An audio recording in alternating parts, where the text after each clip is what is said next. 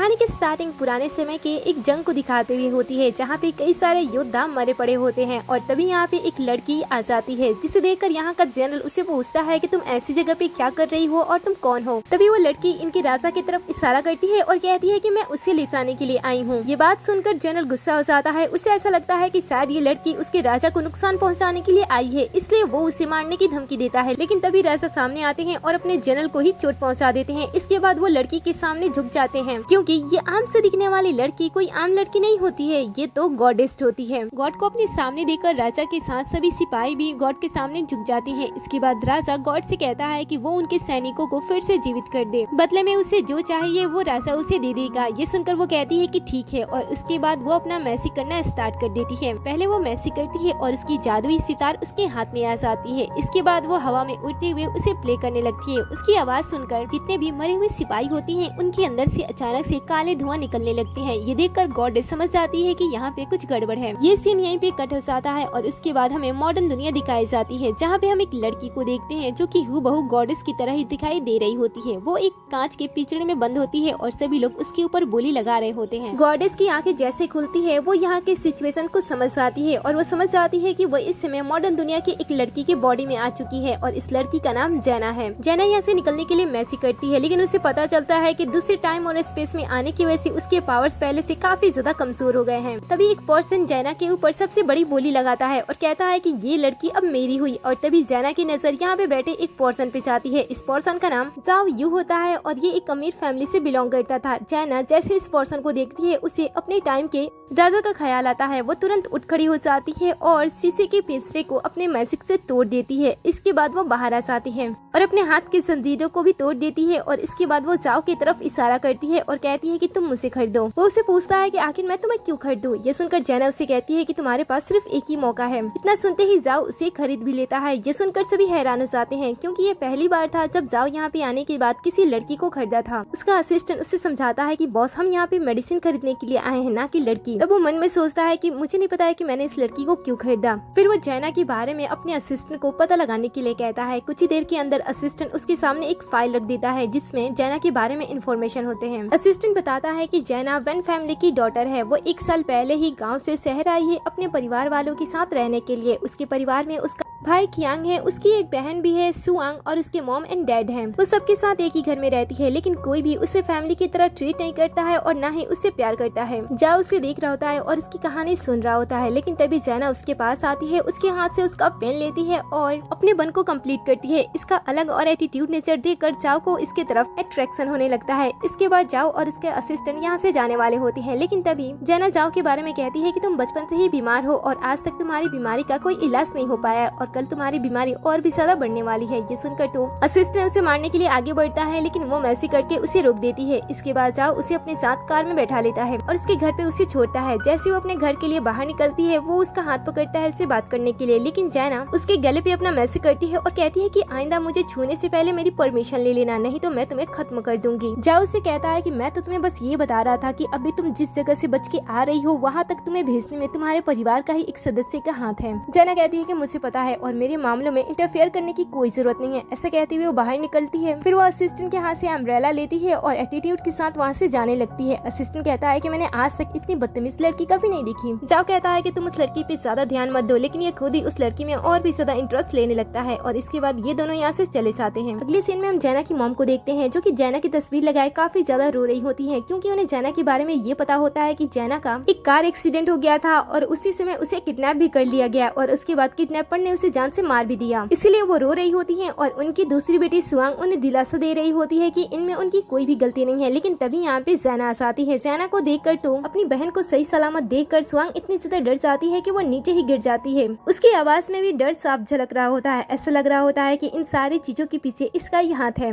जैना कहती है कि मुझे सही सलामत देखकर तुम्हें खुशी नहीं हो रही है। भी आ जाती है और अपनी चीजों को इस तरीके से बर्बाद होते हुए देखकर वो जैना से पूछती है कि वो ऐसा क्यों कर रही है। जैना उससे कहती है कि ये मेरा रूम है और मैं जो चाहूँ वो कर सकती हूँ। और फिर वो गुस्से में सुआंग की तरफ देखने लगती है। सुआंग सोचती है कि पहले वो इसे डराती थी लेकिन अब उसकी नजरों से उसे डर लग रहा है। और तभी आवाज सुनकर मॉम भी कमरे के अंदर आ जाती है। मॉम को देखते ही छोटी बहन नाटक करने लगती है और कहती है कि मॉम, मैंने आपके लिए, डैड के लिए और अपनी बड़ी बहन के लिए ये सारी चीजें खरीदी थी, लेकिन अचानक से इसके गायब हो जाने की वजह से मैंने गलती से सभी चीजें इसके रूम में ही रखकर भूल गई थी, इसलिए अब ये मेरी सभी चीजों को बाहर फेंक रही है। ये मेरी ही गलती है, मुझे अपने आप को थप्पड़ मारना चाहिए। ये सुनकर जैना उसके ऊपर मैसेज कर देती है और उसके बाद छोटी बहन सुआंग अपने आप को ही थप्पड़ मारने लगती है। उसकी मॉम उसे रोकने की कोशिश करती है लेकिन वो फिर भी नहीं रुकती है। मैसेज की वजह से वो बार बार अपने आप को थप्पड़ मार रही होती है। इसके बाद जैना कहती है कि अगर ये सारी चीजें ऐसे ही मेरे कमरे में पड़ी रही तो मैं किसी और के रूम को अपना बना लूंगी। फिर मॉम अपनी दूसरी बेटी को लेकर वहाँ से बाहर आने लगती है। तब सुआंग अपनी मॉम को फंसाने की कोशिश करती है और कहती है कि मॉम, आपने देखना कि उसने मेरे साथ क्या क्या किया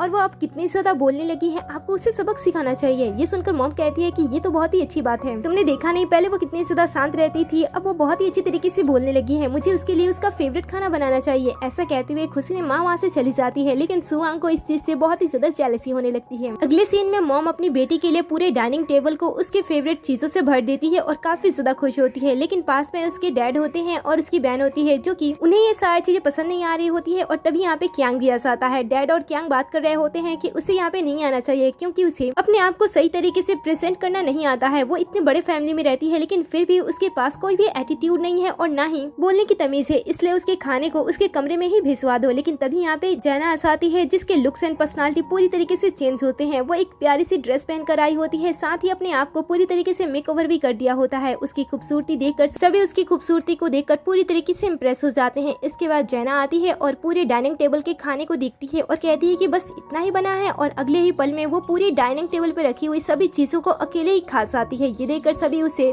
हैरानी नजरों से उसे देख रहे होते हैं। माँ जैना से पूछती है कि क्या तुम्हारा इससे पेट भर गया या फिर मैं तुम्हारे लिए कुछ और बना कर लेकर आऊँ। सुआंग अपनी बहन से कहती है कि आज तुम बहुत ही ज्यादा सुंदर लग रही हो, लेकिन ऐसे ही तुम खाती रहोगी ना तो तुम्हारी ये सुंदरता भी खत्म हो जाएगी। वैसे तो डैड जैना के इस बदले हुए अंदाज से इम्प्रेस होते हैं लेकिन आज तक जैना ने कुछ बड़ा नहीं किया होता है। जैसा कि उसकी बहन ने आज तक हर अपनी क्लास में टॉप किया होता है, इसलिए वो अपनी छोटी बेटी से जैना का कंपैरिजन करने लगते हैं और कहते हैं कि तुम्हें अपनी छोटी बहन से सीखना चाहिए। और उसकी तरह वो जैना पे गुस्सा होते हैं और उसे काफी नई चीजें ट्राई करने के लिए कह रहे होते हैं। जैना आराम से खाना खा रही होती है और जैसे उसका खाना कंप्लीट हो जाता है वो अपने डैड की तरफ गुकिंग भी बजाना सीख लेना चाहिए। गुकिंग एक चाइनीज ट्रेडिशनल म्यूजिकल इंस्ट्रूमेंट होता है। एक भरी हुई अंदाज से अपने डैड की तरफ देखती है। उसकी आंखें देखकर डैड भी थोड़े से घबरा जाते हैं और उसे बहस नहीं कर पाते हैं और शांत हो जाते हैं। इसके बाद वो कहती है कि ठीक है, मैं ये सारी चीजें ट्राई करूंगी। और इसके बाद वो वहाँ से जाने लगती है लेकिन जाने से पहले वो अपनी भाई की आंख से गुकिंग मांगती है लेकिन उसका भाई देने से मना कर देता है। लेकिन फिर जैसे ही जैना उसकी तरफ देखती है वो डर के मारे उसे देने के लिए हाँ कर देता है। फिर जैना यहाँ से जाती है और जहाँ पे गुकिंग होता है वो उसके पास बैठ जाती है और उसे देखने लगती है और अपनी दुनिया के बारे में सोचने लगती है। वो बताती है कि उसके पास जितने भी पावर्स होते हैं वो इसी ट्रेडिशनल चाइनीज म्यूजिकल इंस्ट्रूमेंट गुकिंग की वजह से होता है। वो जब लोगों की मदद करती है तब लोगों की ऊर्जा और उनकी नेकिया ये इंस्ट्रूमेंट अपनी तरफ खींचता है और गॉडेस को ताकतवर बनाता है। अब यहाँ पे आने की बात तो जैना के पास कोई पावर्स नहीं थे, इसलिए वो डिसाइड करती है कि वो एक बार फिर से इसी गुकिंग का यूज करेगी और लोगों की मदद करेगी, जिस वजह से उसके पावर्स धीरे धीरे उसके पास लौट के चले आएंगे। इसीलिए वो मैसेज करती है और टेबल पे रखा हुआ फोन हवा में उड़ने लगता है और ऑन भी हो जाता है। और फिर वो अपना ट्रेडिशनल म्यूजिकल इंस्ट्रूमेंट भी बजाना स्टार्ट कर देती है। उसके फोन में लाइव स्ट्रीमिंग भी स्टार्ट हो जाती है और लोग उसके जैना के संगीत को सुनकर बहुत से लोग उससे बहुत ही ज्यादा इम्प्रेस होते हैं और उसके पेज को फॉलो करने लगते हैं क्योंकि उन्हें ये नया संगीत बहुत ही ज्यादा पसंद आ रहा होता है। इसके बाद जैना सो जाती है। जब आधी रात हो रही होती है तब उसकी छोटी बहन चुपके से उसके कमरे में आती है और उसके म्यूजिकल इंस्ट्रूमेंट के तार को कट करने की कोशिश करती है। लेकिन तभी जैना जग जाती है और उसके सामने आ जाती है। उसे सामने देखकर वो चीखने वाली होती है लेकिन तुरंत वो मैसेज करती है और पास रखे एप्पल को अपने पास खींच लेती है और अपने बहन के मुंह में डाल देती है। इसके बाद वो कैसी को यहीं पे रखती है और अपनी बहन के साथ यहाँ से टेलीपोर्ट होकर दूसरी जगह पे चली जाती है। स्वान इतनी तेजी से बदलती हुई चीजों को देखकर डर रही होती है लेकिन तभी जैना एम्बुलेंस के पास कॉल करती है और बताती है कि उसके घर के छत पर से कोई नीचे गिरा है। और फिर वो अपनी छोटी बहन को उतनी ऊंचाई से धक्का दे देती है और वहाँ से सीधा चुपचाप चली जाती है।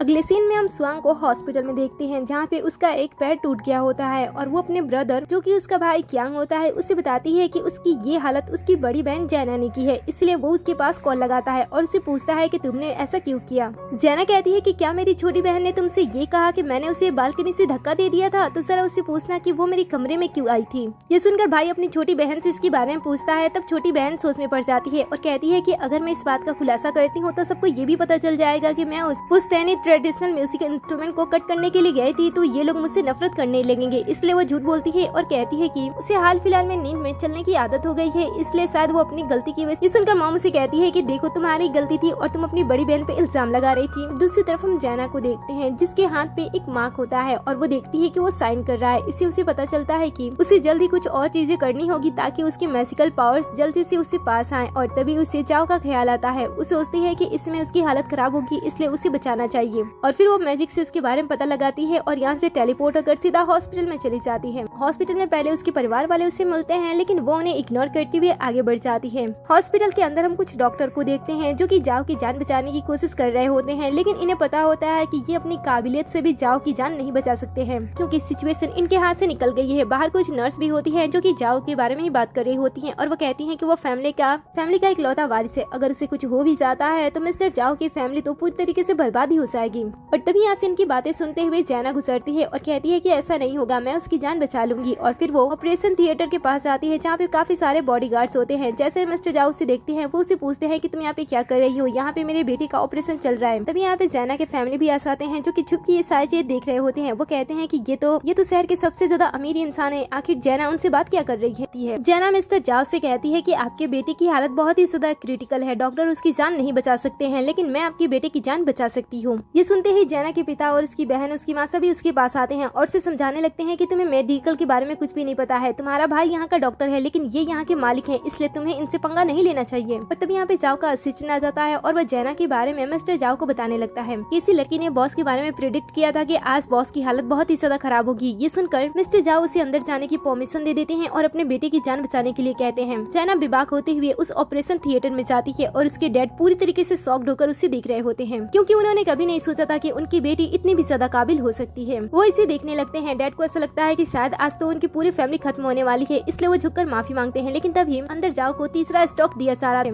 लेकिन फिर भी कुछ नहीं हो रहा था। जैना उसे देख रही होती है और डॉक्टर को रोकती है और कहती है कि इसकी सांसें बहुत ही ज्यादा कमजोर हो गई है, इसलिए आप लोगों ने अगर फिर से ट्राई किया तो इसकी जान जा सकती है। इस सुनकर डॉक्टर उससे कहते हैं कि कौन हो तुम और ऑपरेशन थिएटर के अंदर क्या कर रही हो। और फिर वो उसे बाहर निकालने के लिए उसके पास आते हैं, लेकिन जैना उनके ऊपर मैसी करते हुए उन्हें फ्रीज कर देती है। इसके बाद वो जाओ के पास आती है और अपने मैसी को एक्टिव करते हुए जाओ के ऊपर मैसी करती है। फिर वो थोड़ी देर के अंदर जाओ को ठीक कर देती है और डॉक्टर को अनफ्रीज करते हुए वहाँ से चली जाती है। जब डॉक्टर वापस आते हैं और जाओ के नब्ज को चेक करते हैं तब वो देखते हैं कि वो तो मरा पड़ा है, इसलिए डॉक्टर कुछ ही देर के अंदर जाओ की बॉडी के साथ बाहर आते हैं और मिस्टर जाओ को बताते हैं कि वो उनके बेटे को बचा नहीं पाए। ये सुनते ही दूसरी बेटी सुआंग अपनी बड़ी बहन को फंसाने के लिए मिस्टर जाओ से कहती है कि वो उसकी बड़ी बहन को ज्यादा सजा ना दे, वो थोड़ी ही सजा में उसे छोड़ दे। इस तरीके से वो उन्हें भड़का रही होती है और मिस्टर जाओ अपने बेटे को इस तरीके से देखकर रो रहे होते हैं। लेकिन तभी अचानक से जाओ धीरे धीरे अपनी आंखें खोलने लगता है। ये देखकर आसपास के जितने भी लोग होते हैं वो शॉक्ड हो जाते हैं। जाओ धीरे धीरे उठता है और जैसे वो जैना को देखता है वो उसी हालत में उसके पास आता है और उसे थैंक्स बोलता है, लेकिन तभी वो फिर से बेहोश हो जाता है। ये देखकर वो कहती है कि तुम ठीक तो हो चुके हो, लेकिन तुम्हारी बॉडी को अभी रेस्ट चाहिए। सुनकर बहन और पिता उससे कहते हैं कि हमें यहाँ से चलने चाहिए, तुम्हें इस तरीके से उनके टाइम को बर्बाद नहीं करना चाहिए। मिस्टर जाओ जैना को छोड़कर उसके पूरे फैमिली को यहाँ से चले जाने के लिए कहते हैं और कहते हैं कि मुझे जैना पे भरोसा है। इसलिए सभी परिवार तो ये भी हैरान हो जाता है। और तभी मिस्टर जाओ इन सभी को बताते हैं कि उनके बेटे की हालत बचपन से ही बहुत ही ज्यादा खराब है। पैसे होने की वजह से वो बहुत सारे बड़े बड़े डॉक्टर के पास गए इसके इलाज के लिए, लेकिन कोई भी उनके बेटे को पूरी तरीके से ठीक नहीं कर पाया। और आज अचानक से ये देवी मेरे सामने आई और इन्होंने थोड़े समय के अंदर ही मेरे बेटे को ठीक भी कर दिया। जैना के इस काम की वजह से सभी लोग उससे काफी ज्यादा इम्प्रेस हो गए होते हैं, इसलिए वो अपने आप को उसके सामने समर्पण कर देते हैं। और यही तो जैना को चाहिए था, लेकिन अभी भी इसके भाई को इसके ऊपर डाउट हो रहा था। लेकिन अपने सीनियर की बातें सुनते ही वो भी इसके सामने झुक जाता है और उसे सॉरी बोलता है। उसने जो कुछ भी कुछ समय पहले उसके साथ किया था। सीन कट होता है और अगले सीन में हम जैना को खाना खाते हुए देखते हैं। उसने खाने की बहुत सारे प्लेट्स पहले ही खाकर खत्म कर दिए होते हैं, लेकिन अभी भी वो कंटिन्यूअसली खाए जा रही होती है। ये देखकर घर की नौकरानियां बात करती हैं कि आखिर ये कितना ज्यादा खाएगी। तभी यहाँ पे फैमिली के बाकी सदस्य भी आ जाते हैं। डैड अपनी बेटी को इतना ज्यादा खाते हुए देखकर उन्हें बिल्कुल भी अच्छा नहीं लगता है, लेकिन मॉम जब अपनी बेटी को इतना ज्यादा प्यार से खाना खाते हुए देखती हैं तब वो अपनी दूसरी बेटी के बारे में भूल जाती हैं और प्यार से पहली बेटी के पास चली जाती हैं। उससे पूछती हैं कि तुम्हें और कुछ भी खाना खाना है। ये दोनों प्यार से ये सारा समय बिता रहे होते हैं, लेकिन इन दोनों को ये सब अच्छा नहीं लगता है। सुहान अब जैना को परेशान करने के लिए अपने डैड से कहती है कि वो काफी समय से स्कूल नहीं जा रही है, इसलिए मैं चाहती हूँ कि मैं उसे घर पे ही ट्यूशन दे दूँ। ये सुनकर वो कहती है कि उसकी कोई जरूरत नहीं है क्योंकि वो स्कूल जाएगी। ये सुनकर डैड परेशान हो जाते हैं, लेकिन वहीं दूसरी बेटी काफी ज्यादा खुश होती है क्योंकि उसे पता होता है कि ये उसके लिए मौका है अपनी बहन को वहाँ पे परेशान करने का। लेकिन इधर जैना इन सारी बातों से गुस्सा हो जाती है और वह गुस्से में एक बार अपने डैड की तरफ देखती है। उसके डैड तो इस चीज से काफी ज्यादा डर जाते हैं और तुरंत यहाँ से निकल जाते हैं। हैं। ये देखकर छोटी बेटी भी डरने लगती है और तुरंत वह भी उसी हालत में वहाँ से निकल जाती है। अगले सीन में हम कुछ गुंडों को देखते हैं जो कि जाओ को खत्म करने के लिए चोरी छुपे हॉस्पिटल में आते हैं, लेकिन जैसे वो जाओ को मारने वाले होते हैं उन्हें पता चलता है कि जाओ ने तो पहले ही उनके बॉस को कब्जे में कर लिया है और फिर वो उनके सामने ही उनके बॉस के ऊपर गोली भी चला देता है। बॉस इस चीज से बहुत ही ज्यादा डर जाता है और अपने लोगों से जाओ को बॉस कहने के लिए कहता है और कहता है कि अब से यही तुम्हारे बॉस हैं। फिर सभी गुंडे अपने हाथ के हथियार को छोड़ देते हैं और जाओ के सामने झुक जाते हैं। सीन कट होता है और अगले सीन में जैना को देखते हैं, वो कहीं जा रही होती है। तभी उसे महसूस होता है कि कोई उसका पीछा कर रहा है, इसलिए वो उस पे हमला करने वाली होती है, लेकिन जैसे वो पलटती है वो कोई और नहीं बल्कि जाओ होता है, इसलिए वो रुक जाती है। जाओ उसे बताता है कि वो तो बस यहाँ पे उससे थैंक्स बोलने के लिए आया है। ये सुनकर वो उसे कहती है कि तुम्हें थैंक्स बोलने की कोई जरूरत नहीं है क्योंकि अभी भी मुझे तुम्हारे ट्रीटमेंट करना होगा। ये सुनकर वो सोचता है कि काफी लोग मुझे जान से मारने की कोशिश में लगे हैं, लेकिन इकलौती यही है जो कि मुझे दिल से बचाना चाहती है, इसलिए वो उसे गिफ्ट देने का फैसला करता है। वो कहता है कि तुम बहुत ही जल्द कॉलेज आने वाली हो, इसलिए मैं तुम्हें कुछ गिफ्ट करना चाहता हूँ। ये सुनकर वो कहती है कि हाँ क्यों नहीं, और इसके बाद ये दोनों एक बड़ी सी मॉल में जाते हैं जहाँ पे जाने के बाद जाओ कई सारे ड्रेस को फाइनल करती है। उसे इस तरीके से महंगी चीजें खरीदते हुए देखकर यहाँ की एक सर्वेंट को उससे जेलसी होने लगती है और वो उसके बारे में ऐसा बात करती है कि शायद ये लड़की जाओ को सेड्यूस करना चाहती है, इसलिए वो उसका यूज कर रही है। इसके बाद जाना यहाँ की एक ड्रेस को फाइनल करती है और कुछ टाइम के बाद वो उसे पहनकर वापस आती है। वो इस समय इस ड्रेस में बहुत ही ज्यादा प्यारी लग रही होती है और साथ ही उसने काफी सारा शॉपिंग भी किया होता है। फिर वो वर्कर से सभी चीजों को जाओ को पकड़ने के लिए कहती है, लेकिन सर्वेंट ऐसा करने से मना कर देती है और वह कहती है कि वो बॉस है, मैं ये सारी चीजें उनके हाथ में नहीं दे सकती हूँ। लेकिन जाओ खुद ही सामने आकर वो सारी चीजें अपने हाथ में ले लेता है और यहाँ से दूसरे स्टोर में चला जाता है। फिर वो लोग ज्वेलरी स्टोर पे जाते हैं जहाँ पे जाने के बाद जैन को जो कुछ भी पसंद आ रहा होता है वो बेबाक उन सारी चीजों को फाइनल कर रही होती है और एक दो नहीं बल्कि बहुत सारी चीजें वो फाइनल करती है और जाओ भी बिना कुछ क्वेश्चन किए वो सभी चीजें उसके लिए खरीदने के लिए मान भी जाता है। वो उसे एक जगह पे बैठा देता है और पैसा देने के लिए वहाँ से जाता है, लेकिन तभी यहाँ पे कुछ सर्वेंट आ जाती हैं उससे परेशान करने के लिए। वो उससे कहती है कि तुम मिस्टर जाओ के पैसे बर्बाद कर रही हो, तुम्हें उनके पैसे बर्बाद नहीं करना चाहिए क्योंकि ये तुम सारी चीजें डिजर्व नहीं करती हो। ये सुनकर वो कहती है कि तुम्हें क्या लगता है कि क्या तुम ये सारी चीजें डिजर्व करती हो। सर्वेंट बड़ी ही बदतमीज होती है। वो कहती है कि हाँ मुझे पता है कि मैं ये सारी चीजें डिजर्व करती हूँ लेकिन तुम नहीं। ये सुनकर वो उससे कहती है कि ऐसी बात है तो तुम ये सारी चीजें उससे क्यों नहीं मांग लेती हो। सर्वेंट कहती है कि ये तो तब होगा ना जब तुम जैसी लड़कियां ऐसे अमीर लड़कों को फंसाना बंद कर देगी,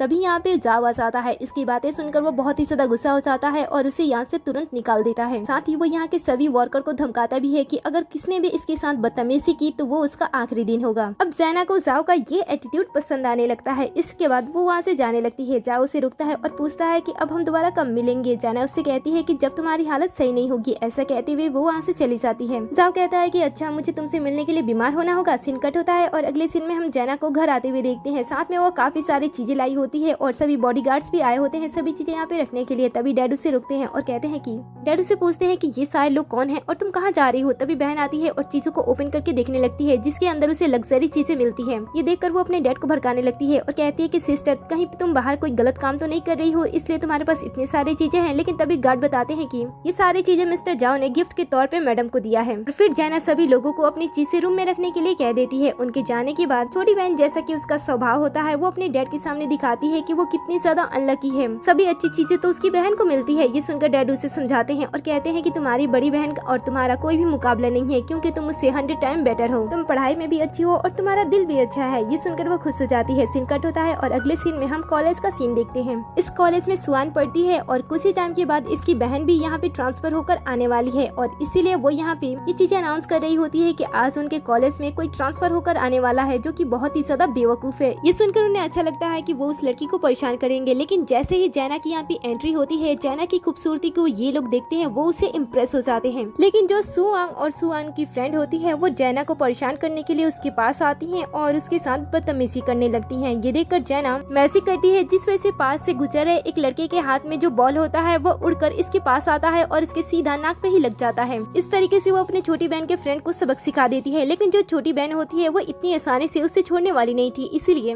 उसे परेशान करते हुए उसके बारे में झूठी बातें बोलने लगती है और यहाँ पे अफवाह फैलाने लगती है कि उसकी बड़ी बहन के मार्क्स बहुत ही ज्यादा कम आ रहे थे जिस वजह से उसे मेंटल हॉस्पिटल भी भेजा गया था। बात जैना को पसंद नहीं आता है इसलिए वो गुस्से में अपनी छोटी बहन की तरफ देखती है और कहती है कि तुम्हें झूठ बोलने में ज्यादा मजा आता है क्या। और फिर वो अपनी छोटी बहन को घूरते हुए देखने लगती है जिस वजह से वो डर जाती है और नीचे गिर जाती है। इसके बाद वो चुपचाप यहाँ से निकल जाती है और फिर वो अपने आप से कहती है कि मेरी याददाश्त तो इतनी तेज है कि मैं 1000 साल की बातें भी याद कर सकती हूँ और ये लोग के अंदर की चीजों को याद करके अपने आप को इंटेलिजेंट समझ रहे हैं। दूसरी तरफ हम जाओ को देखते हैं जो कि जैन को अपने पास बुलाने के लिए अपने आप को घायल करने के बारे में सोच रहा होता है। वो अपने सामने काफी तरह के चाकू रखा होता है। डरते डरते उनमें से एक चाकू उठाता है और अपने हाथ पे कट लगा देता है, जिससे उसे काफी दर्द होता है और तुरंत वो अपने असिस्टेंट को पट्टी लाने के लिए कहता है। फिर वो उसे अपने घाव पे पट्टी करता है और उसी हालत में जाना के पास कॉल करके बताता है कि उसकी हालत सही नहीं है। सुनते ही जाना फोन को कट कर देती है। ये सुनकर उसे ऐसा लगता है कि शायद वो नहीं आने वाली है, लेकिन अगले ही पल वो तो उसके घर आ जाती है और सामने आकर बैठ जाती है और पूछती है कि बताओ तुम्हारी प्रॉब्लम क्या है। ये देखकर तो असिस्टेंट भी इस लड़की से डरने लगता है और कहता है कि बॉस आप जरा इस लड़की से सावधान रहना, क्योंकि मुझे ये लड़की बहुत ही ज्यादा डरावनी लगती है। जाओ भी कहता है कि मुझे भी ऐसे ही लगता है। इसके बाद जाना उसे अपने पास बुलाती है और फिर वो उसके हाथों पे कुछ मैजिक करती है और कहती है कि आइंदा ऐसा कभी भी मत करना। फिर जाओ अपने हाथ की पट्टी को ओपन करता है, तब उसके हाथ से जख्म का निशान पूरी तरह से गायब हो चुका होता है। उसके हाथ पे तो कोई कट भी नहीं लगा होता है। फिर वो मैजिक करते हुए अपने हाथों में एक ब्लैक कलर की छोटी सी गोली लाती है और उसे खाने के लिए कहती है। असिस्टेंट को उस गोली में कुछ गड़बड़ लगता है, इसलिए वो रोकने के लिए आगे बढ़ता है, लेकिन उससे पहले जाओ उस गोली को लेकर चुपचाप खा लेता है। फिर जाना यहाँ से जाने की कोशिश करती है, तब जाओ उसे रोकता है। वो उसे कहती है कि कुछ ही टाइम के बाद मेरा मैथ का एग्जाम होने वाला है, इसलिए मुझे जाकर तैयारी करनी होगी। ये सुनकर वो उसे कहता है कि वो उसे पढ़ा सकता है। जाना कहती है कि मुझे मैथ्स पढ़ने हैं। ये सुनकर वो कहता है कि हाँ मुझे अच्छी तरीके से आता है। इसके बाद वो उसे अपने स्टडी रूम में लेकर जाता है, जहाँ पे काफी सारे प्राइज मेडल एंड कई सारी चीजें रखी होती हैं, जिसे जाओ ने पढ़ाई से अचीव किया होता है। और असिस्टेंट उसके बारे में बहुत बड़ी बड़ी बातें कह रहा होता है कि उसका बॉस कितना ज्यादा इंटेलिजेंट है। फिर जाओ जैना को बहुत सारे मैथ के इक्वेशन सॉल्व करने के लिए देता है और उसे काफी सारी चीजें भी सिखाता है। इसके बाद वो कुछ समय के लिए चला जाता है, तब असिस्टेंट उसके पास आता है कुछ चीजें खाने के लिए देने के लिए और फिर दोनों जाओ के बारे में बात करने लगते हैं। जैना उसे उसकी पढ़ाई के बारे में पूछती है, तब असिस्टेंट बताता है कि बॉस ने अपनी पढ़ाई बीच में ही छोड़ दी थी क्योंकि उसकी मॉम की डेथ हो गई थी, लेकिन वो बहुत ही ज्यादा इंटेलिजेंट है। वैसे मैंने कई सालों में उसे कभी भी खुश नहीं देखा, लेकिन जब से आप उसकी लाइफ में आए हो वो बहुत ही ज्यादा खुश रहने लगे हैं। उन्होंने बहुत मुश्किल समय देखा है, इसलिए आप उनका ध्यान रखना। ये सुनकर वो कहती है कि ठीक है मैं उसका ध्यान रखूंगी और फिर वो असिस्टेंट को वहाँ से जाने के लिए कह देती है और वापस अपनी पढ़ाई करने लगती है। कुछ समय के बाद जाओ वापस आता है और दिए गए होमवर्क को चेक करता है। जब वो उसके पेपर को देखता है तब वो पूरी तरीके से शॉक्ड हो जाता है, क्योंकि जिस चीज को वो सीखने में 1 महीने का टाइम लगाया था उसने तो ये सारी चीजें आधे घंटे से भी कम समय में वो पूरी चीजें सीख ली थी। इसलिए वो उसे दूसरी बुक देता है और उसे फिर से पढ़ाना स्टार्ट कर देता है। थोड़े थोड़े ब्रेक देकर वो कंटिन्यूसली पूरी रात तक पढ़ाई करते रहते हैं। सुबह तक तो जाओ की हालत पढ़ाने की वजह से काफी ज्यादा खराब हो गई होती है, लेकिन वहीं पे जना आराम से पढ़ रही होती है। उसे तो कोई भी स्ट्रेस नहीं होता है, वो लगभग सभी चीजें आसानी से सीख गई होती है। सुबह में जब जाओ उसे कुछ इंपॉर्टेंट क्वेश्चन पूछता है, तब जैना फटाफट उसका आंसर देने लगती है। ये देखकर वो शॉक्ड हो जाता है और कहता है कि तुम्हारा माइंड तो काफी ज्यादा शार्प है, तुम्हें तो ओलंपिक में पार्टिसिपेट करना चाहिए। ये सुनकर वो उसे कहती है कि उसके लिए मैथ इतना भी ज्यादा डिफिकल्ट नहीं है और फिर वो सभी चीजों को रखने लगती है। जाने से पहले वो जाओ को 10,000 युआन देती है और कहती है कि कल रात की तुम्हारी मेहनत के लिए मैं तुम्हें ये पैसे दे रही हूँ। ये सुनकर वो उसे कहता है कि इतने पैसे मेरे लिए काफी नहीं है। वो पूछती है कि तो फिर तुम्हें क्या चाहिए,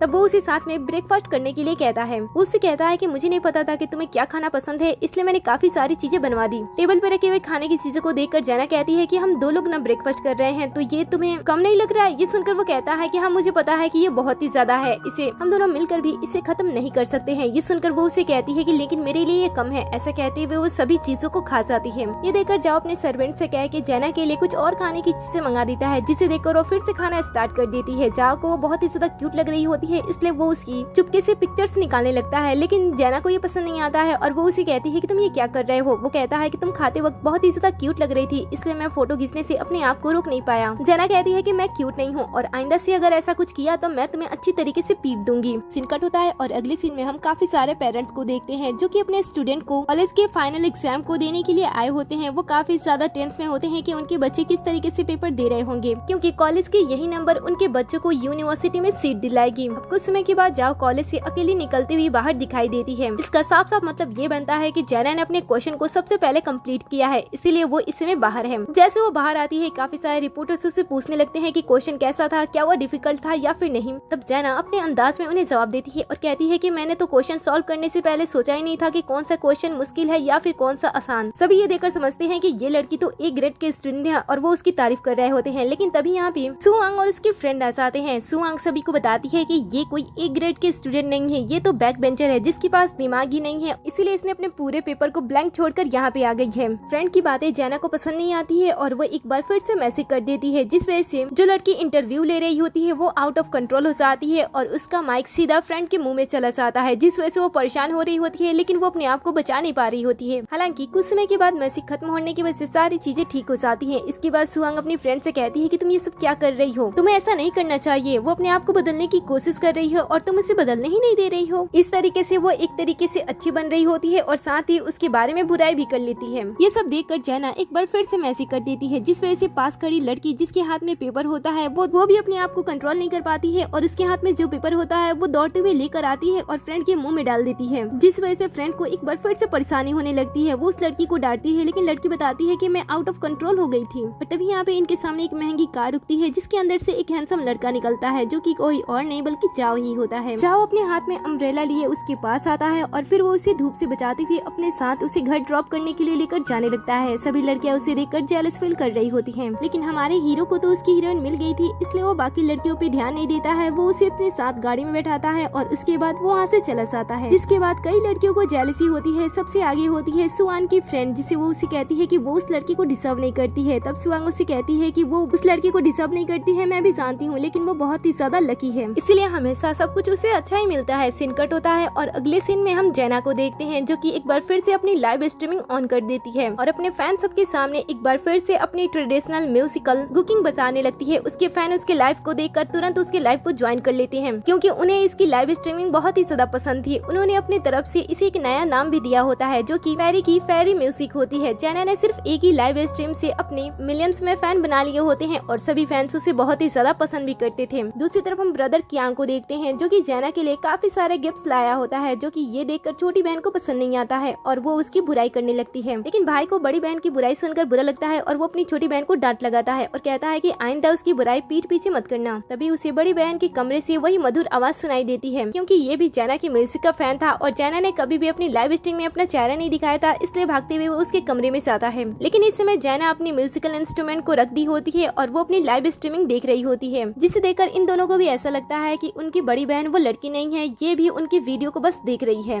इसीलिए दोनों यहाँ से चुपचाप चले जाते हैं। अगले सीन में हम जाओ को देखते हैं, जो कि अपने ग्रैंडपा से मिलने के लिए आया होता है, लेकिन ग्रैंडपा के गार्ड उसे गार्डन में ही इंतजार करने के लिए कहते हैं, क्योंकि ग्रैंडपा इस समय किसी से बात कर रहे थे। दूसरी तरफ हम जाओ के ग्रैंडपा को देखते हैं, जो कि जैना के ही म्यूजिक को एंजॉय कर रहे होते हैं और उन्हें उनकी म्यूजिक इतनी ज्यादा पसंद आ जाती है कि वो उस लड़की के साथ काम करने की बात कर देती हैं और वो उसे मिलने की भी डिमांड करते हैं। ये सुनकर उनके फ्रेंड उससे कहते हैं कि अगर तुम ऐसा चाहते हो तो अपने पोते से अपना काम क्यों नहीं करा लेती हो। इसीलिए ग्रैंडपा अपने पोते को अपने पास बुलाते हैं और उस लड़की को ढूंढने के लिए कहते हैं। ये सुनते ही वो वहाँ से जाने का फैसला करता है, लेकिन ग्रैंडपा उसे अपनी बातों में फंसाते हैं और कहते हैं कि अगर तुम यहाँ से चले गए ना तो मैं अपनी पूरी प्रॉपर्टी इस लड़की के नाम ही कर दूंगा। ये सुनकर वो दोबारा वापस आता है और उस वीडियो को अपने फोन में ट्रांसफर करता है। इसके बाद वो अपने लोगों को उस वीडियो को भेज देता है और उसे ढूंढने के लिए कह देता है। दूसरी तरफ हम जैना को देखते हैं, उसके म्यूजिक की वजह से उसके पास काफी सारे डीएम एंड मैसेज आ रहे होते हैं, जिस वजह से वो परेशान हो रही होती है। और दूसरी तरफ जाओ, जो कि उस लड़की के बारे में ढूंढ कर परेशान हो गया होता है, वो सोच रहा होता है कि कब उसके पास मैसेज आए कि वो लड़की मिल गई है, लेकिन उसके पास ऐसा कोई मैसेज ही नहीं आ रहा था। तभी असिस्टेंट उसके पास आता है और बताता है कि वो उस म्यूजिक वाली लड़की को 1000 से भी ज्यादा मैसेज एंड डीएम कर चुका है, लेकिन फिर भी रिप्लाई ही नहीं दे रही है। ये सुनकर तो वो बहुत ही ज्यादा गुस्सा हो जाता है और अपने गुस्से को शांत करने के लिए वो जैना की तस्वीर लाता है और उसे देखकर वो उसे कहता है कि वो उसे बहुत ही ज्यादा प्यार करता है। ये तरीका अपनाकर जाओ अपने गुस्से को शांत करता है। हालांकि असिस्टेंट जब उसे ऐसे करते हुए देखता है तब वो सोचता है कि उसका बॉस तो पागल हो गया है। दूसरी तरफ हम स्वान और उसके डैड को देखते हैं। ये दोनों फोन में स्वान के न्यूज को देखकर बहुत ही ज्यादा खुश हो रहे होते हैं, क्योंकि स्वान ने कई सारे ड्रामा में उसने एक्टिंग की होती है, जिस वजह से उसके मिलियंस में फैन होते हैं और डैड को ये चीज प्राउड फील करा रही होती है। इसलिए वो उसका साथ दे रहे होते हैं और कहते हैं कि तुम्हें लाइफ में और नया कुछ करना चाहिए। इन दोनों को साथ में खुश जैना देख रही होती है और कियांग का नजर जैना पे होता है। वो उसे लेकर उसके पास आता है और कहता है कि क्या तुम्हें छोटी बहन से ईर्ष्या हो रही है कि डैड उसे इतना ज्यादा प्यार करते हैं। वो कहती है कि उसे फर्क नहीं पड़ता है। हालांकि वो फिर भी अपने ब्रदर से पूछती है कि आखिर डैड उसे इतना ज्यादा पसंद क्यों करते हैं और वो दोनों फोन में ऐसा क्या देख रहे हैं। तब वो बताता है कि उसकी बहन एक एक्ट्रेस है और इस वजह से उसके मिलियंस में फैन है और डैड इसीलिए उस पे प्राउड फील कर रहे हैं। ये सुनते ही वो जाओ के पास वॉइस मैसेज भेजती है कि उसे भी एक्ट्रेस बनना है। ये सुनते ही वो उसके लिए अपॉर्चुनिटी ढूंढने लगता है। हालांकि असिस्टेंट उसे समझा रहा होता है कि वो ऐसे ही एक्ट्रेस नहीं बन सकती है, पहले उसे ऑडिशन को पार करना होगा। वो उसके आने वाले नए काम की वजह से उसे काफी डरा रहा होता है कि जिस काम को तुम करने जा रही हो वो बहुत ही ज्यादा हार्ड है, उसमें बहुत ही ज्यादा मेहनत लगती है। इस तरीके से वो उसे परेशान करना चाहता था, लेकिन जैसे ही इसका बॉस उसे गुस्से से देखता है वो शांत हो जाता है और फिर ये दोनों ऑडिशन वाली जगह पे निकल जाते हैं, जहाँ उसे बताता है कि काम खत्म होने में 2 घंटे लगेंगे और वो अंदर ही अंदर काफी खुश होता है कि उसे जैना के साथ इतने ज्यादा टाइम स्पेंड करने का मौका मिलेगा। लेकिन जैना मन ही मन सोच रही होती है कि मन तो कर रहा है अभी टेलीपोर्ट होकर मैं उस जगह पे चली जाऊँ, लेकिन इसके साथ हूँ इसलिए जा नहीं सकती हूँ। दूसरी तरफ हम फेमस फीमेल सेलिब्रिटी को देखते हैं जिसका नाम सिसी होता है और ये जाओ की सिस्टर होती है। ये एक सक्सेसफुल सेलिब्रिटी होती है, इसलिए इसके काफी नखरे भी होते हैं जो कि इसके असिस्टेंट को उठाना पड़ पड़ रहा होता है। इस समय सीसी काफी गुस्से में होती है क्योंकि अपने ब्रदर को अपने काम वाले प्लेस पे अपने ब्रदर को इनवाइट की होती है क्योंकि आज उसके लिए खास दिन था, लेकिन उसके ब्रदर ने आने से मना कर दिया होता है, जिस वजह से वो गुस्से में होती है। असिस्टेंट सीसी को किसी तरीके से समझाने की कोशिश कर रही होती है और बताती है कि आपका भाई बहुत ही ज्यादा अमीर है, इसलिए उसे काफी सारे काम करने पड़ते हैं, इसलिए वो नहीं आ सकता है। लेकिन अगले ही पल उनके सामने एक कार आकर रुकती है जिसके अंदर से जाओ बाहर निकलता है। जाओ को देखकर सीसी बहुत ही ज्यादा खुश हो जाती है क्योंकि उसे ऐसा लगता है कि उसका भाई उसके लिए आया है। लेकिन तभी वो कार की पीछे वाली डोर ओपन करता है और जैसे ही उसके अंदर से जैना निकलती है वो उसके ऊपर अम्ब्रेला रखता है और एक राजकुमारी की तरह ट्रीट करते हुए उसे अंदर लेकर जाने लगता है। जब अपनी बहन को देखता है तब वो छोटा सा हेलो करके अंदर चला जाता है। अंदर जाने पे वो काफी एक्साइटेड हो जाता है, इसलिए वो जैना से बार बार पूछने लगता है कि क्या उसे कॉफी चाहिए, पानी चाहिए, चाय, कोल्ड ड्रिंक, खाने के लिए, पीने के लिए तुम्हें जो कुछ भी चाहिए तुम मुझसे बता सकती हो। ये सुनकर जैना उससे कहती है कि थोड़े समय के लिए मुझसे दूर हो जाओ। ये सुनकर वो कहता है कि ठीक है और फिर वो यहाँ से चला जाता है। तभी हमारी नजर सुआंग पे पहुँचती है जो कि ये भी यहाँ पे ऑडिशन के लिए आई होती है जहाँ पे उसके फैन मिल जाते हैं और वो उसके साथ फोटोशूट कर रही होती है। और तभी उसकी नजर उसकी बड़ी बहन पे जाती है। वो देखते ही उसके पास आती है और पूछती है कि तुम यहाँ पे क्या कर रही हो। जैना बताती है कि वो यहाँ पे ऑडिशन के लिए आई है। ये सुनकर सुआंग कहती है कि अच्छा, उस लड़की की मदद से तुम यहाँ पे भी आ गई हो, तुम्हें शर्म नहीं आती है इस तरीके से किसी का यूज करके यहाँ तक पहुँचने में। ये सुनकर वो उसे कहती है कि मुझे किस बात की शर्म होनी चाहिए, मैंने उसकी मदद की थी इसलिए वो मेरी मदद कर रहा है। ये सुनकर वो कुछ नहीं कह पाती है और तभी उसकी नजर सीसी पे जाती है जो कि गुस्से से जैना को देख रही थी।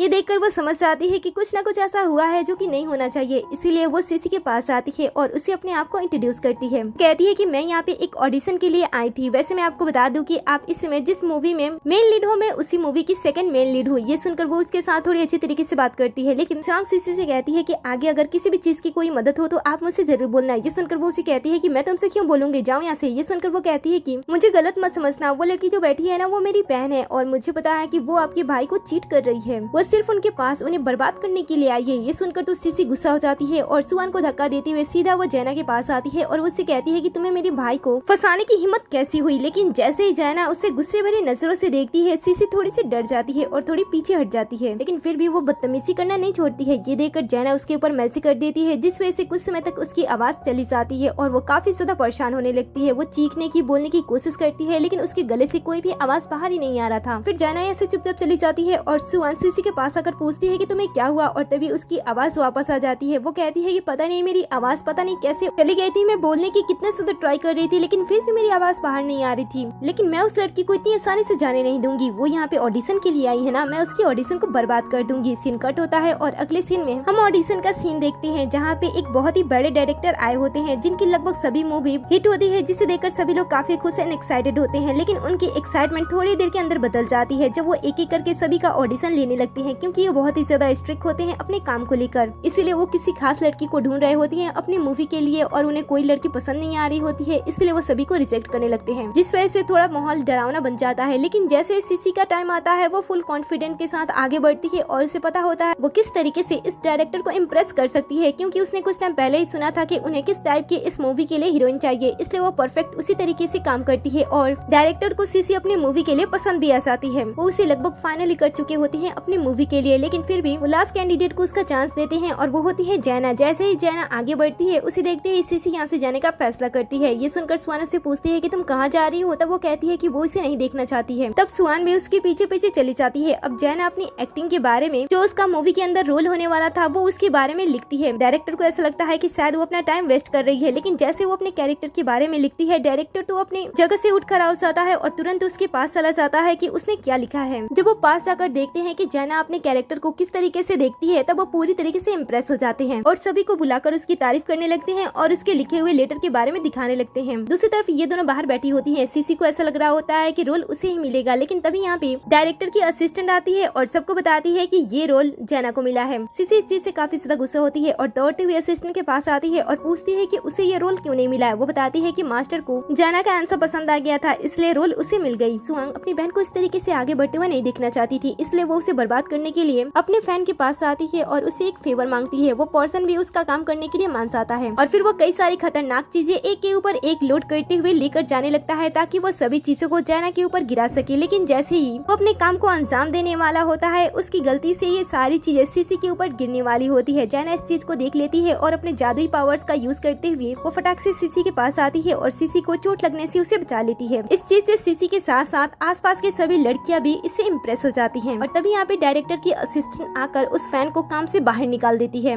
डायरेक्टर भी दौड़ते हुए आते हैं और जैना से पूछते हैं कि क्या तुम्हें मार्शल आर्ट आता है। वो कहती है कि हाँ। ये सुनकर तो डायरेक्टर और भी ज्यादा खुश हो जाते हैं और कहते हैं कि ये बहुत ही अच्छी बात है, क्योंकि मुझे अपने दूसरे ड्रामे के लिए बिल्कुल ऐसे ही हीरोइन चाहिए थी। अब इस तरीके से सुहान अपनी बहन को बर्बाद करना चाहती थी, लेकिन उसकी वजह से इसे एक और मौका मिल गया। सिनकट होता है और दूसरी तरफ हम जाओ को देखते हैं जो कि जैना का इंतजार कर रहा होता है। आसपास से जितनी लड़कियां गुजर रही होती हैं वो इसे देखकर काफी ज्यादा खुश होती हैं और कहती हैं कि ये कितना ज्यादा हैंडसम लड़का है। तभी जैना भी अपने काम को खत्म करके बाहर आती है और उसके पीछे पीछे दो लड़के भी आते हैं भागते हुए और उससे उसका ऑटोग्राफ मांगने लगते हैं। जाओ को इस चीज से जेलसी होने लगती है और वो अपने आप को कंट्रोल नहीं कर पाता है, इसलिए वो अपना अम्ब्रेला लेता है और तुरंत उसके पास चला जाता है। वो लड़कों को घूरने लगता है, जिस वजह से लड़की यहाँ से चले जाते हैं और इसके बाद वो उसे अपने साथ जाने के लिए कहता है। ये देखकर जैना उससे कहती है कि आइंदा इस तरीके की हरकत मेरे साथ मत करना, नहीं तो मैं तुम्हें घर में अपने साथ लॉक कर दूंगी। ये सुनकर तो उसे मिसअंडरस्टैंडिंग हो जाती है और मन ही मन ख्याल बनाने लगता है कि वो उसके साथ बंद रहेगा। तब वो उसे टपली मारती है और कहती है कि मैं तुम्हारे साथ रहूंगी, तुम्हारे साथ समय बिताने के लिए नहीं बल्कि सजा देने के लिए। तभी यहाँ पे सीसी और स्वांग आ जाती है। स्वांग उसे भड़काने की कोशिश कर रही होती है, लेकिन सीसी जैना के पास जाने के बाद वो उसे और भी अच्छी तरीके से ट्रीट करने लगती है और वो उसे अपनी सिस्टर बुलाने लगती है। अपने भाई से ये कहने लगती है कि तुम जैना को डिस्टर्ब नहीं करती हो। इसके बाद दोनों भाई बहन में जैना के लिए लड़ाई होने लगती है। इसके बाद दोनों यहाँ से चले जाते हैं। अगले सीन में हम भाई कियांग को देखते हैं जो कि अपनी बहन के सक्सेस को अपनी माँ के साथ शेयर कर रहा होता है और ये सब देखकर मॉम को काफी ज्यादा अच्छा लग रहा होता है। पास से स्वांग भी गुजर रही होती है जो कि इनकी बातें सुन लेती है और इसे बिल्कुल भी अच्छा नहीं लगता है, इसीलिए वो अपने मॉम एंड भाई के पास आती है और अपने बहन के बारे में रूमर्स फैलाने लगती है कि उसकी बहन को ये रोल डायरेक्टर के साथ गलत संबंध बनाने की वजह से मिला है। इस तरीके से वो अपने बहन की रेपुटेशन को खराब करने की कोशिश कर रही होती है, लेकिन इसके भाई और इसकी मॉम इस पे ही गुस्सा हो जाती हैं और इसे डांट लगाती हैं कि वो अपनी बहन के बारे में इस तरीके की रूमर्स ना फैलाएं। नेक्स्ट सीन में डायरेक्टर दोनों बहनों को मूवी से रिलेटेड चीजों को बेचने के लिए कहते हैं, जिसके लिए दूसरी बहन तो काफी ज्यादा खुश होती है क्योंकि उसे पता होता है कि उसके बहुत सारे फैंस हैं, लेकिन उसे ये नहीं पता होता है कि उससे कई गुना ज्यादा फैंस उसकी बड़ी बहन के, इसीलिए वो बहुत ही ज्यादा खुश हो रही होती है। और जैसे ये दोनों अपनी लाइव स्ट्रीमिंग स्टार्ट करते हैं, छोटी बहन के सभी प्रोडक्ट बहुत ही तेजी से बिकना स्टार्ट हो जाते हैं। वहीं बड़ी बहन के कोई भी प्रोडक्ट अभी तक बिके नहीं होते हैं। ये देखकर छोटी बहन बहुत ही ज्यादा खुश हो रही होती है, लेकिन अचानक से जैना के प्रोडक्ट बहुत ही तेजी से बिकने लगते हैं और थोड़ी देर के अंदर वो अपने लगभग सभी प्रोडक्ट को खत्म कर देती है। इसलिए वो आराम करने के लिए दूसरे कमरे में जाती है, जो कि ये छोटी बहन को पसंद नहीं आता है और इसलिए वो उससे बदला लेने के लिए उसके कमरे में एक अटैक करने वाले डॉग को भेज देती है और बाहर से दरवाजा भी बंद कर देती है। अंदर वो डॉग जैसे उसके ऊपर हमला करने वाला होता है, वो मैसी करके उसे छोटा सा पप्पी बना देती है और इसके बारे में जैसे ही जाओ को पता चलता है, वो तुरंत उसे बचाने के लिए उसके पास जाता है, लेकिन देखता है कि उसके पास तो कोई खतरा ही नहीं है। तभी जैना अपने हाथ के माँ को देखती है और इसे पता चलता है कि उसके कुछ और पावर्स भी वापस आ गए हैं। और इधर देखते देखते जैना के सभी प्रोडक्ट्स बिक जाते हैं, जिस वजह से जैना तो वहाँ से चली जाती है, लेकिन जो जाओ होता है वो उस लड़की को नहीं छोड़ता है जिसने उसके साथ गलत करने की कोशिश किया था। इसीलिए वो छोटी बहन स्वांग को इंडस्ट्री से ही ब्लॉक कर देता है। अब अगली सुबह कॉलेज के रिजल्ट आने का समय होता है, इसलिए परिवार के सभी लोग साथ में बैठकर स्वांग के रिजल्ट को देख रहे होते हैं। रिजल्ट आने पे उन्हें पता चलता है कि उनके दूसरे बेटे ने कॉलेज से अच्छे स्कोर के साथ पास किया है, जिस वजह से वो काफी ज्यादा खुश होते हैं। और इसके बाद समय आता है बड़ी जैना के रिजल्ट देखने का। जैसे ही वो अपने रिजल्ट को चेक करती है, उसका रिजल्ट तो सो ही नहीं होता है। ये देखकर सुहान और सुहान की फ्रेंड उसका मजाक उड़ाने लगते हैं कि शायद उसका बहुत ही घटिया पेपर गया होगा, इसलिए उसका रिजल्ट वेबसाइट पे शो ही नहीं हो रहा है। इस तरीके से वो उसे परेशान कर रहे होते हैं, लेकिन कुछ ही समय बाद घर की डोरबेल बजती है और सामने से कई सारे रिपोर्टर्स और कॉलेज के प्रिंसिपल आते हैं और डैड को बताते हैं कि आपकी बेटी ने हमारे कॉलेज से टॉप किया हुआ है। छोटी बेटी को ऐसा लगता है कि शायद उसके बारे में बात की जा रही होती है, इसलिए वो बहुत ही ज्यादा खुश होती है। लेकिन कुछ समय के बाद यहाँ पे शहर के सबसे बड़े यूनिवर्सिटी के प्रोफेसर यहाँ पे चल के आते हैं और वो आकर बताते हैं कि शहर में जिस लड़की ने टॉप किया है उस लड़की का नाम जैना है और वो उसके लिए स्कॉलरशिप पे लेकर आए हैं। ये सुनकर तो जैना के परिवार वाले जैना को इस मुकाम पे देखकर बहुत ही ज्यादा खुश होते हैं। इनफैक्ट डैड भी उससे काफी इम्प्रेस होते हैं और अपने किए गए पिछली गलतियों से उससे माफी मांगते हैं और साथ में सभी मिलकर फोटोग्राफ्स लेने लगते हैं। अगले सीन में हम स्वांग को देखते हैं जो कि इंडस्ट्री में काम करने के लिए उन्हीं लोगों से मिलती है, लेकिन असिस्टेंट उसे बताती है कि तुम्हें मिस्टर जाओ ने ब्लॉक कर दिया है इंडस्ट्री से, इसलिए हम तुम्हारी मदद नहीं कर सकते हैं, लेकिन अगर तुम उनसे किसी बड़े का सपोर्ट लेती हो तो शायद हम तुम्हें वापस इंडस्ट्री में ला सकते हैं। ये सुनकर छोटी बहन स्वाग को एक ख्याल आता है। दूसरी तरफ हम जैना को देखते हैं, जैसे वो घर से बाहर निकलती है, जाओ इसका इंतजार कर रहा होता है। ये देखकर उससे पूछती है कि तुम यहाँ पे क्या कर रहे हो। जाओ उसे कहता है कि अगर मैंने तुम्हारे लाइव को अटेंड नहीं किया होता तो मुझे बिल्कुल भी नहीं पता चलता। जिस पर्सन को मैं काफी समय से ढूंढ रहा हूँ, फेरी म्यूजिक वाली लड़की तुम ही हो। पता है मेरे ग्रैंडपा तुमसे मिलने के लिए कितना ज्यादा एक्साइटेड है, इसलिए मैं तुम्हें ले जाने के लिए आया हूँ। ये सुनकर वो कहती है कि ठीक है चलो। ये दोनों साथ में जैसे ग्रैंडपा के पास पहुँचते हैं, वहाँ पे स्वांग पहले से ही होती है। स्वांग को देखकर जाओ उसे पूछता है कि तुम यहाँ पे क्या कर रही हो। तब ग्रैंडपा उससे गुस्सा होते हैं और कहते हैं कि तुम्हें पता है कि ये मेरी बहुत ही अच्छी खास गेस्ट है, यही तो वो लड़की है जिसे मैं तुम्हें काफी समय से ढूंढने के लिए कह रहा था। ये सुनकर वो उसके पास आता है और कहता है कि सबूत दिखाओ। तब सुहान जैना के आईडी अपने फोन में ओपन करके दिखाती है और इधर जैना जैसे अपने आईडी को ओपन करती है वो ओपन नहीं कर पाती है क्योंकि सुहान ने पहले ही उसके आईडी को हैक करा लिया था। ये देखकर जैना अपनी छोटी बहन से कहती है कि अच्छा तो तुम वो फेरी म्यूजिक वाली लड़की हो, तो यहाँ पे एक अच्छा सा म्यूजिक क्यों नहीं प्ले करती हो। ये सुनकर वो सबके सामने झूठ बोलती है कि उसके हाथ में चोट लगा है और ग्रैंडपा भी उसी काफी फेवर कर रहे होते हैं। ये देखकर जाओ तुरंत अपने आदमियों से कहकर जैना के आईडी के बारे में इंफॉर्मेशन निकालने के लिए कह देता है। जैना भी ग्रैंडपा से कह देती है कि मैंने आप जैसे बेवकूफ इंसान से कभी नहीं मिला जो कि ऐसे ही किसी पे भरोसा कर ले। इस तरीके से वो बातें करती है और चुपचाप यहाँ से जाने का फैसला करती है। ग्रैंडपा भी सोचते हैं कि इस लड़की को भी एक बार मौका देना चाहिए, इसलिए वो उसे चाय के साथ वापस बुलाते हैं और कहते हैं कि क्या तुम मेरे लिए एक बार प्ले कर सकती हो। ये सुनकर वो कहती है कि हाँ क्यों नहीं, और थोड़ी देर के अंदर वो अपना कुकिंग बजाना स्टार्ट कर देती है। उसके फेरी म्यूजिक से सभी उसके तरफ धीरे धीरे अट्रैक्ट होने लगते हैं और छोटी बहन को तो विश्वास ही नहीं होता है कि उसकी बड़ी बहन इतनी भी ज्यादा टैलेंटेड हो सकती है। फिर जैना अपने म्यूजिक को एंड करती है और वापस से आकर बैठ जाती है, लेकिन छोटी बहन अभी भी उस पर इल्जाम लगा रही होती है कि उसने उसके म्यूजिक को कॉपी किया हुआ है। लेकिन तभी यहाँ पे ग्रैंडपा के फ्रेंड आ जाते हैं जिन्हें म्यूजिक के बारे में काफी ज्यादा नॉलेज था। वो जैना की म्यूजिक को सुनते ही तुरंत कह देते हैं कि यही वो लड़की है जिसे हम ढूंढ रहे थे। सुहान कहती है कि ऐसा नहीं हो सकता है और आप कौन है, आपको कैसे पता कि यही वो लड़की है। ये सुनकर ग्रैंडपा कहते हैं कि तुम्हें नहीं पता, मेरा दोस्त एक सक्सेसफुल म्यूजिक आर्टिस्ट है। और फिर वो उसके बारे में बताते हैं। ये भी काफी बड़े म्यूजिक आर्टिस्ट होते हैं इसलिए वो कुछ नहीं कह पाती है, लेकिन फिर भी कहती है कि ये लड़की झूठी है क्योंकि उसके पास उसका अकाउंट है। ये देखते ही जैना जाओ की तरफ देखती है। जाओ इशारे से बताता है कि काम हो गया है। इसके बाद वो अपना फोन लेती है और मैसेज करती है। उसके मैजिक से सुहान अपने फोन को निकालती है और अपने आईडी को सबको दिखाने लगती है, जो कि सभी लोग देख पा रहे होते हैं कि उसकी आईडी नकली है, इसलिए वो बंद हो गया है। अब सुहान की एक और ट्राई भी बेकार हो जाती है, जिस वजह से सभी बड़े लोग उस पर काफी ज्यादा गुस्सा होते हैं और उसे यहाँ से धक्के मारते हुए बाहर निकाल देते हैं। फिर दोनों बुजुर्ग जैना के सामने आते हैं और उससे रिक्वेस्ट करने लगते हैं कि वो उसे अपनी तरह की म्यूजिक सिखाए। और फिर वो दोनों दोस्त आपस में लड़ने लगते हैं कि जैना किसे पहले म्यूजिक सिखाएगी। दूसरी तरफ हम सुहान को देखते हैं। उसके पेरेंट्स ये चाहते हैं कि उसके इतने ज्यादा गलती के बाद अब वो इस शहर को छोड़ दे और यहाँ से चले जाए, क्योंकि उसकी वजह से इनके परिवार वालों की काफी ज्यादा बदनामी हो रही है। लेकिन सुहान इस चीज से बहुत ही ज्यादा गुस्सा हो जाती है। वो कहती है कि मैं आपकी अडॉप्ट की हुई लड़की हूँ ना, इसलिए आप मुझे घर से बाहर निकालना चाहते हो और आप सब चाहती हो कि आप अपनी बायोलॉजिकल डॉटर के साथ एक हंसी खुशी जिंदगी बताओ, लेकिन मैं आपकी पूरी जिंदगी बर्बाद कर दूंगी। ऐसा कहते हुए वो पासपोर्ट और टिकट वहीं पे फेंक देती है और अपना सामान लेते हुए यहाँ से दूसरी जगह पे चली जाती है। दूसरी तरफ हम जैना को देखते हैं जो कि शांत मन से प्रैक्टिस कर रही होती है और इसके बाद वो देखती है कि उसके हाथ पे बने हुए जो फ्लावर है उसके लगभग सभी कलियां पूरी हो चुकी हैं और अब सिर्फ एक ही कली को पूरी करने की बारी है। इसके बाद वो पहले से और भी ज्यादा पावरफुल हो जाएगी और साथ ही अगर वो चाहे तो अपनी दुनिया में वापस भी चली जाएगी। फिर वो अपने कमरे से बाहर आती है जहाँ पे वो डैड को काफी सारे बड़े बड़े बॉक्सेस के साथ देखती है। ये देखकर वो अपनी मॉम से पूछती है कि क्या हुआ है। मॉम बताती है कि उनकी कंपनी पूरी तरीके से बर्बाद होने के कगार पे आ चुकी है। ये किसी की साजिश है ताकि उनका परिवार बर्बाद हो जाए, लेकिन वो उस पर्सन के बारे में नहीं जानते हैं। इसके बाद मॉम अपने पास से एक कार्ड निकालती है और कहती है कि मैंने आज तक इसमें बहुत सारे पैसे इकट्ठा किए हैं, तुम इस कार्ड को ले लो और यहाँ से दूर चली जाओ और अपनी लाइफ अच्छी तरीके से बिताना, हमारे साथ रहकर अपनी जिंदगी बर्बाद मत करो। जैना ये सुनकर कहती है कि आप मुझसे इतने ज्यादा प्यार कब से करने लगी। और इसके बाद वो पास्ट के बारे में सोचने लगती है, जहाँ पे हमें पता चलता है कि जैना के पास एक डॉल था जिसे वो हमेशा ही अपने पास रखा करती थी जब वो अपनी मॉम के साथ नहीं थी। लेकिन जब वो वापस अपने घर पे रहने के लिए आई तब उसने देखा कि वो डॉल गायब है। इसलिए वो अपनी छोटी बहन से पूछती है कि उसका डॉल कहाँ पे है। छोटी बहन माँ और बहन के बीच में दरार लाना चाहती थी, इसलिए वो जैना से झूठ बोलती है और कहती है कि माँ को ये गंदी लगी थी इसलिए उन्हें डस्टबिन में फेंक दिया। और इसके बाद वो उसके दिमाग में गलत सलत बात भरने लगती है कि उसकी माँ अब उसे पसंद नहीं करती है क्योंकि वो काफी समय से गांव में रह रही थी, जिस वजह से अब उन्हें उनकी बेटी पसंद नहीं आती है। तभी रियलिटी में माँ उसी सेम डॉल को उसे वापस देती है। ये देखकर जैना को कुछ गड़बड़ लगता है, इसीलिए वो तुरंत अपने माँ के ऊपर मैसेज करती है और उसकी याददाश्त से पूरी बात जानने की कोशिश करती है, जिससे उसे पता चलता है कि छोटी बहन ने जानबूझकर उस डॉल को डस्टबिन में फेंक दिया था। और जब माँ ने ये सब देखा था तब उसे पूछने के लिए उसके पास भी गई थी, लेकिन छोटी बहन ने फिर से माँ से झूठ बोल दिया कि इस डॉल को बड़ी बहन अपने पास रखने की वजह से उसे बुरे बुरे ख्वाब आते हैं, इसलिए मैं इस डॉल को फेंक रही हूँ ताकि वो ठीक हो जाए। वैसे तो माँ उसकी बातें सुन लेती है, लेकिन उसकी बातों पर भरोसा नहीं होता है, इसलिए छोटी बहन के जाते ही इस डॉल को कचरे से निकाल लेती है और अब तक संभाल कर रखी होती है। आगे जैना को ये भी पता चलता है कि जब भी माँ उसे प्यार करने के लिए उसके पास आने की कोशिश करती, बार बार छोटी बहन उन दोनों को एक दूसरे से मिलने से रोक देती, जिस वजह से दूरियां इतनी ज्यादा बढ़ गई कि ये दोनों अच्छी तरीके से बात भी नहीं कर पा रही थी। जैना की माँ ने कभी भी जैना का साथ नहीं छोड़ा, इसलिए जब भी कोई पर्सन उसे परेशान करने की कोशिश करता वो उस पर्सन को कभी भी हाथ से जाने नहीं देती। वो उसे अच्छी तरीके से सबक सिखाती और वो हमेशा ही जैना के साथ रहती बिना उसे बताए। सब कुछ याद आने पे ये दोनों अपने गिले शिकवे दूर कर लेती हैं और तभी यहाँ पे सुहाना आती है एक दूसरे पर्सन के साथ। ये पर्सन इनके कंपनी से रिलेटेड दुश्मन फैमिली का बेटा होता है और इसका नाम वैंग होता है। वो यहाँ पे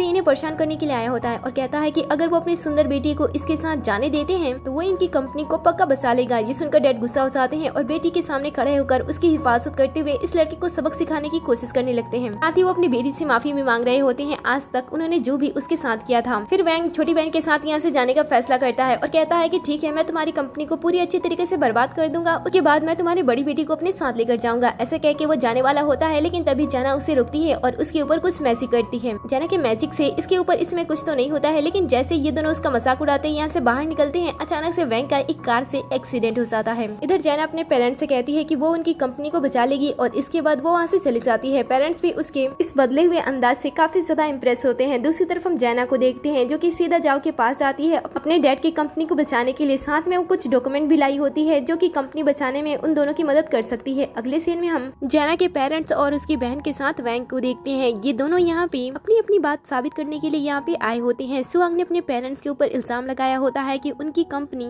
नकली मेडिसिन बेचती है, इसीलिए ये लोग उस कंपनी में आए होते हैं जहाँ से कंपनी को परमिशन मिलती है मेडिकल बनाने की और इसे बेचने की। सुहांग काफी खुश होती है क्योंकि उसके पास काफी सारे नकली डॉक्यूमेंट होते हैं जिसके थ्रू वो अपने फैमिली को बर्बाद करना चाहती थी। लेकिन जैसे ये लोग यहाँ पे आते हैं, इन्हें पता चलता है कि हाल फिलहाल में इस बड़ी कंपनी को तो जैना ने खरीद लिया है और अब वो इस कंपनी की मालिक बन चुकी है और अब वही बताएगी कि मार्केट में कौन सी कंपनी मेडिसिन बेचने वाली है और कौन बनाने वाली है। ये देखकर सुहांग यहाँ से जाने का फैसला करती है, लेकिन जैना उसके ऊपर मैसेज कर देती है जिस वजह से वो वापस आती है और तुरंत अपने फोन से पुलिस के पास कॉल लगाती है और एक सांस में अपनी गलती कबूल कर लेती है। इसके बाद जैना वैंग के ऊपर भी मैसेज करती है, तब वो भी अपनी सच्चाई अपने मुंह से उगल देता है जिस वजह से ये दोनों गिरफ्तार हो जाते हैं। वहीं जैना अपने पेरेंट्स की कंपनी को बचा लेती है, सब कुछ सही हो जाता है और जैना के पास उसके सभी पावर्स वापस आ जाते हैं। इसीलिए वो वापस जाने का फैसला करती है। वो मैजिकल पोर्टल खोलती है ताकि वो अपने टाइम और स्पेस में जा सके और फिर वो अपनी दुनिया में चली जाती है क्योंकि वहाँ पे भी उसका अधूरा काम पूरा करना था। इधर कई सारे समय बीत जाते हैं और जैना के परिवार और जाओ के परिवार साथ बैठे होते हैं, लेकिन अभी भी पूरा का पूरा परिवार जैना को मिस कर रहा होता है और वो उसे ढूंढने की कोशिश कर रहे होते हैं। हालांकि कुछ समय के बाद जैना अपने उस दुनिया के काम को खत्म करने के बाद वापस अपने इस फैमिली के पास आ जाती है क्योंकि इस फैमिली ने जैना को बहुत ही ज्यादा प्यार दिया था और जैना को इनके साथ रहना पसंद था, इसलिए वो वापस ही इस दुनिया में आ जाती है और इसी दिन पे ड्रामे का दिन हो जाता है। आपको ये ड्रामा कैसा लगा मुझे कमेंट में जरूर बताना। चैनल से पहले वीडियो को लाइक कर दीजिए, साथ ही चैनल को भी सब्सक्राइब कर दीजिए जिससे कि आप हमारे हर एक वीडियो से अपडेट रहो।